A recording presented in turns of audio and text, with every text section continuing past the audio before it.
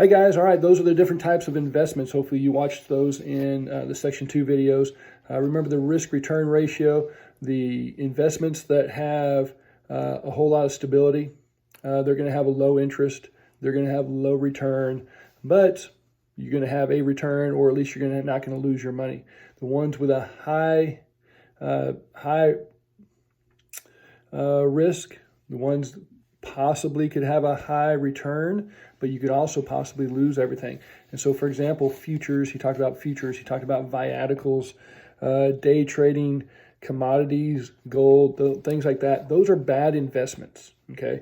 The ones that are the stable investments, but you're still going to get a good return on, are the ones such as the mutual funds. Remember, mutual funds are when you get to buy portions of companies, a very, very small portion of a company, but you get to buy maybe 200 different types of a companies in one mutual fund. So a mutual fund may have 200 different companies in it, and you may be getting just a very, very small percentage, 0.25% of a share out of a company.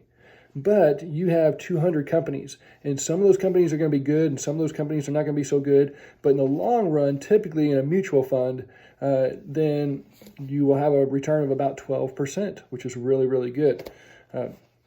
Also, remember, whenever you want to save is 5 years and less, and then investment is anything above 5 years that you're going to be putting money away. That is for an investment. So there's all these different types of investments that you can get involved in. Now, beyond that, there are different treatments to those investments, and that's what you're going to see today in video 3.1 on employer benefits and retirement plans. A lot of times, whenever you go and get your career job, they're going to sweeten the deal. They're going to say, okay, you're going to get paid $40,000 a year, and plus there's going to be some employee benefits. We're going to pay for your health insurance, your vision, your dental. We're going to allow you 2 weeks of paid vacation leave every year. We're going to give you some stock options. Or maybe they're going to say, we're going to fund your 401k. So what is a 401k? A 401k is just it is a investment that is going to be where you can put money into it and your company can put money into it, and that is going to be part of your retirement account in the long run.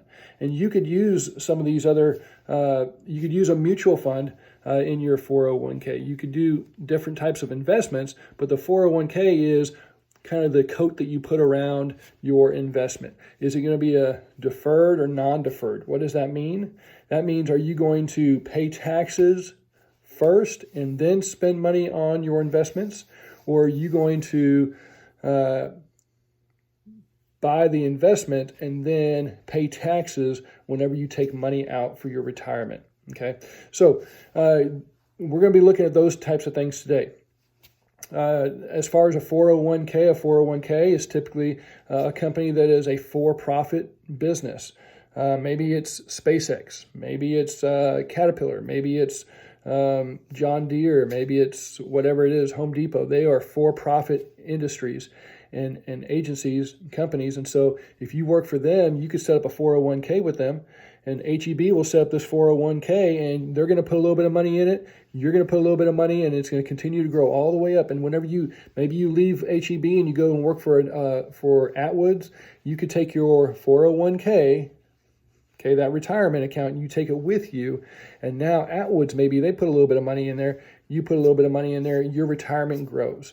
So it's a way for businesses to encourage people to save for their environment. Now that's a 401k, it's a for-profit agency or company. But if you work for a nonprofit agency, for example, hospitals are nonprofits, school districts. I'm a teacher, so I work for a company that is a nonprofit agency. And as a result, we don't get to have a 401k. We have a thing called a 403b. It's the same thing. It's a way for me to set up my investments, put money in there every single month, maybe before taxes, maybe after taxes, depending on how I set that up. But taxes are going to get paid. They're either going to get paid before I put the money in there, or they're going to get paid whenever I take the money out. So if you have an opportunity to take advantage of a 401k or something like that, you need to go ahead and do that. So these are the not just the types of investments or what we learned about. Now we're going to talk about the treatments to investments. How do you do it? How do you guard your investment? When do you pay your taxes? Do you pay it at the end when you take the money out, or do you pay it beforehand? Once again, like I said before, the government's going to get their money. So watch this lesson over it on section 3, and then after that, we're done with chapter 8. Tomorrow, I'll have a little video, and then you guys are going to take a little test. It's not going to be that long. It's not going to be very hard. It's not even going to be an online test. It's going to be something that I'm going to give to you. Feel free to do the best you can to look up some of these answers in the videos maybe. But you're going to do that, and we're going to finish up chapter 8, and we got to move on because there's a lot to cover for us still to finish up for this semester. Hope you guys have a great day, and we'll see you later.